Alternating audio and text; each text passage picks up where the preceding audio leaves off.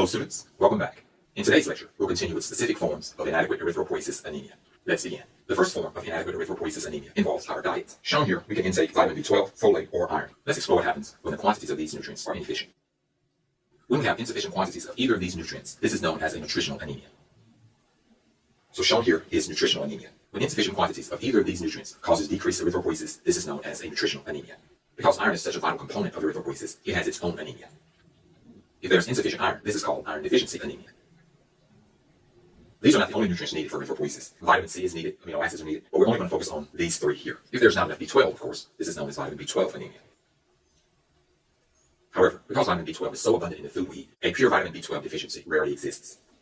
The most common vitamin B12 deficiency anemia involves intrinsic factor. Shown here is intrinsic factor. Let me describe the situation. The immune system can create autoantibodies which bind to and inhibit the parietal cells. When this happens, the parietal cells cannot form intrinsic factor. Without intrinsic factor, there is no vitamin B12 intrinsic factor complex. And without this complex, there is no absorption of vitamin B12, leading to vitamin B12 deficiency anemia. Let's annotate this here. These autoimmune antibodies bind to the parietal cell, blocking its action. And when this happens, the parietal cells are unable to produce intrinsic factor. And with no intrinsic factor, there's no vitamin B12 intrinsic factor complex. And this results in intrinsic factor deficiency anemia. And so lack of intrinsic factor causes intrinsic factor deficiency anemia. That one has a special name, and we'll indicate that later. Let's look at another form of anemia involving EPO, erythropoietin. A deficiency of EPO can also cause anemia. EPO is produced by either the liver or the kidney, but with EPO deficiency anemia, it is usually caused by a deficiency of the kidneys. The kidneys are insufficient to produce the required amounts of erythropoietin. And so this type of anemia is also known as renal insufficiency anemia.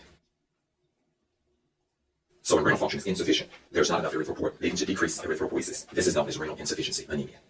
Another component required for proper erythropoiesis is the myeloid tissue itself. When there's proper myeloid function, we produce red blood cells. However, that myeloid function can become compromised. In situations where there's destruction of myeloid tissue, we can have a partial loss of myeloid function. Let's indicate that here.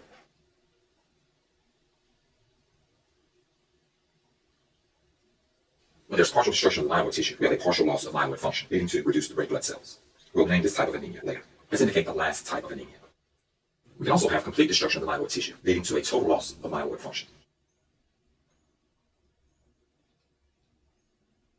When there's complete destruction of the myeloid tissue, we have a complete loss of myeloid function, and essentially no red blood cells. Let's number our various types of inadequate erythropoiesis anemia. 1, we have nutritional anemia. 1A, we have iron deficiency anemia. 1B, we have vitamin B12 deficiency anemia. 2, we have intrinsic factor deficiency anemia. 3, we have renal insufficiency anemia. 4, we have anemia caused by partial loss of myeloid function. And 5, we have anemia caused by complete loss of myeloid function. Most of these have been named completely. However, there are special names given for the intrinsic factor deficiency anemia and anemias due to loss of myeloid function. Let's first give the name of the intrinsic factor deficiency anemia. Intrinsic factor deficiency anemia is also known as pernicious anemia. It is a type of vitamin B12 deficiency anemia. Anemia due to partial loss of myeloid function is also known as hypoplastic anemia. The root word hypo means below, the root word plast means formation, and the root word tic means pertaining to. So hypoplastic anemia is anemia pertaining to the formation of the red blood cells below that of normal. So hypo means below, plast means formation, and tic means pertaining to. So this is hypoplastic anemia, where there's a partial loss of myeloid function. The complete loss of myeloid function is known as aplastic anemia.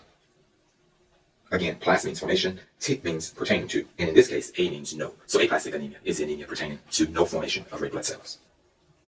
And so shown here are all the types of anemia due to inadequate erythropoiesis. We have nutritional anemia, where some of our nutrients have insufficient quantities. Specifically, we can have iron deficiency anemia, where iron is deficient, or vitamin B12 anemia, where vitamin B12 is deficient. We can also have pernicious anemia. With pernicious anemia, the immune system produces autoantibodies, which bind to our parietal cells of the stomach, preventing them from creating intrinsic factor. Without the intrinsic factor, the vitamin B12 intrinsic factor complex can't be formed. And without this complex, the vitamin B12 cannot be absorbed into circulation. This is pernicious anemia. A third type of anemia is erythropoietin deficiency anemia. This is normally caused by insufficient renal function, so it's known as renal insufficiency anemia. Our fourth type of anemia is due to destruction of the myeloid tissue. Partial loss of myeloid function is called hypoplastic anemia, and complete destruction of the myeloid tissue is called aplastic anemia. And so this concludes our lecture on the anemias due to inadequate erythropoiesis. I hope you've learned a lot.